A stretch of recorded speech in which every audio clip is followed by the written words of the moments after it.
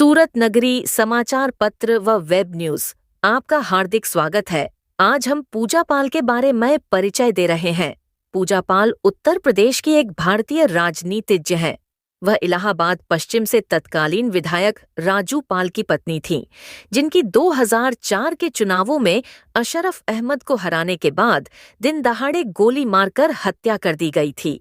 इसके बाद अशरफ अहमद, जिसे हत्या में मुख्य आरोपी के रूप में नामित किया गया था, 2005 में विधायक बन गया। पूजा पाल पहले अपने परिवार और अपनी सुरक्षा की बात करती थी। मैं आपका ध्यान, माननीय अधिष्ठाता महोदय जी, मैं आपका ध्यान अपने तरफ ले आना चाहती हूँ। मैंने अपना पति खोया है, जो इस सदन के माननीय सदस्य थे। ये बात किसी से छिपी नहीं है। पूरा सदन जानता है कि उनकी हत्या कैसे हुई थी और किन लोगों ने की थी। मैं धन्यवाद देना चाहती हूँ माननीय मुख्यमंत्री जी को, जिन्होंने मेरे छुपे हुए उन आंसुओं को देखने का काम किया जो वर्षों में किसी ने देखने का काम नहीं किया। मेरा दुख, मेरा तकलीफ माननीय मुख्यमंत्री जी ने देखने का काम किया और सही मायने में मुझे न्याय दिलाने का और देने का काम किया। माननीय अधिष्ठाता महोदय जी, मुझ जैसे पता नहीं कितने प्रयागराज में पीड़ित परिवार को माननीय मुख्यमंत्री जी ने ऐसे अपराधियों को दंड दे करके उनको न्याय दिलाने का काम किया है। और कल शायद मेरी प्रयागराज की जनता मुझे सुनेगी तो वो लोग भी माननीय मुख्यमंत्री जी को धन्यवाद देने का काम करेंगे पुनः दोबारा।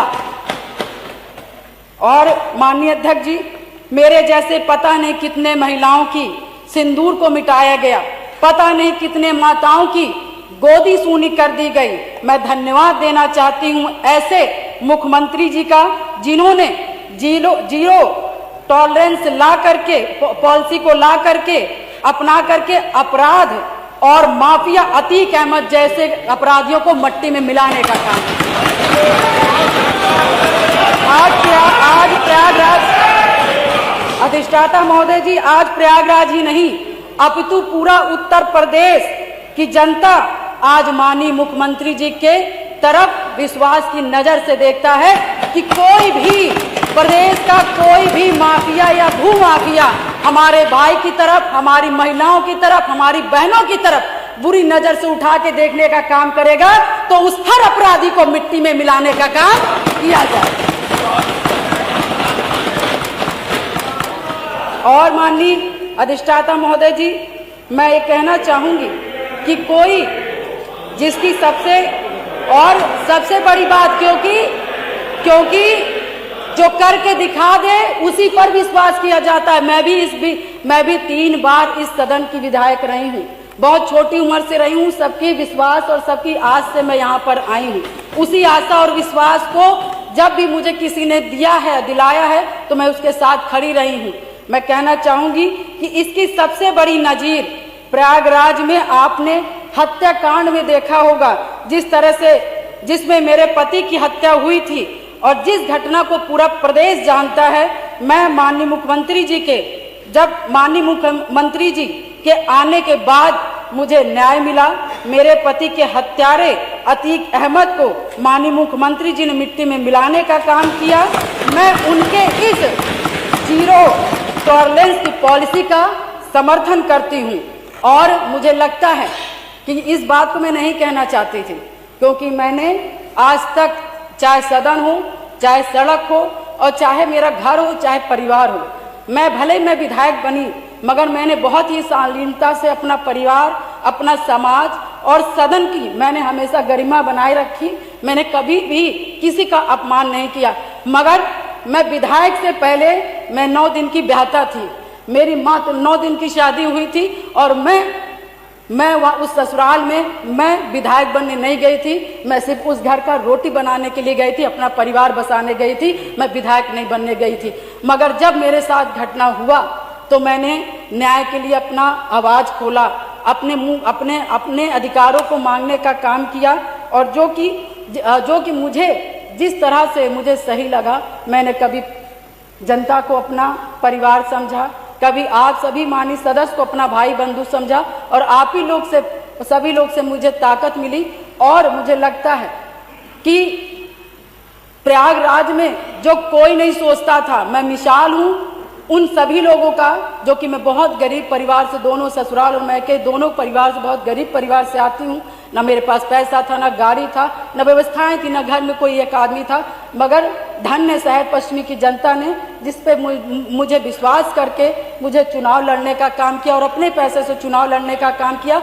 और उन्होंने लड़वाने का काम उसी आस्था विश्वास के साथ सन 2005 से मैं कमर कस के, मैंने शहर अपनी नहीं की, अपने पति की, मुझे तो पता ही नहीं था कि कौन क्या है, मगर मैंने जब जाना कि इससे कोई लड़ने के लिए तैयार नहीं, इस अतीक ऐसे माफियाओं से, तो मैंने लड़ने की ठानी। क्योंकि मुझे बस एक चीज लगा कि आज मैं डर जाऊंगी जिसके पति की सारेआम हत्या कर दी गई और उसकी डेड बॉडी नहीं दी गई।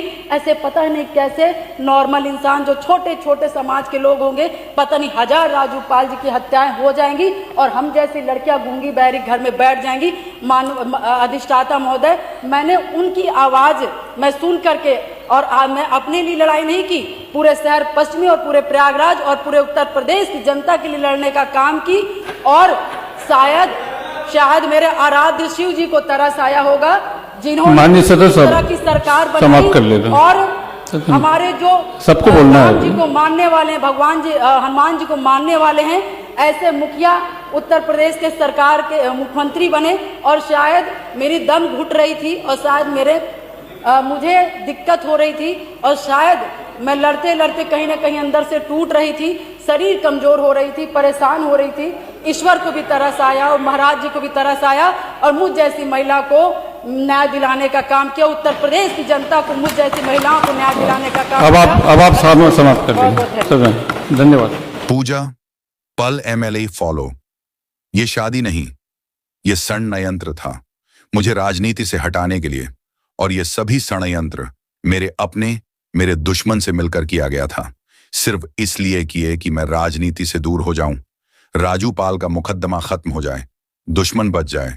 दुश्मन और घर के कुछ स्वार्थी लोग जो राजनीति में आना चाह रहे थे, जो मेरे रहते कभी भी आगे नहीं बढ़ सकते थे, क्योंकि समाज में मेरा ज्यादा नाम है। घर में शकुनी जैसे लोग अतीक से बदला के लेने के चक्कर में अभिमन्यु जैसे घाव लेकर हमेशा अपनों और दुश्मनों के बीच घिरी रही। क्योंकि बहुत से ऐसी बात है जो षड्यंत्र बंद कमरे में होता है। जो मेरे साथ हुआ जानना हो तो साथ में बैठो। जैसे मुझे पता चला, मैंने ये रिश्ता खत्म कर लिया, क्योंकि बहुत ज्यादा दिन भी नहीं हुए थे। क्योंकि मेरा मकसद पहले राजू पाल का मुकदमा और अपने दुश्मन है जिन्होंने मेरे जीवन को खराब करने का काम किया। भोले बाबा ने उनको भी उनकी सजा दे दी और वो इस धरती पे नहीं है। इससे ज्यादा मैं अपने लिए कुछ नहीं बोल सकती, क्योंकि जिंदा इंसान पर विश्वास नहीं होता, मरने के बाद इंसान उसके बातों पे गौर करते हैं। पार्थ मोटर आपका हार्दिक स्वागत करते हैं। सभी प्रकार की 2 व्हीलर गाड़ियां, अपाची से लेकर के एक्टिवा, हर गाड़ियों के उपहार, हमेशा कुछ ऑफर, ग्राहकों की संतुष्टि। हमारा लक्ष्य ग्राहक की संतुष्टि।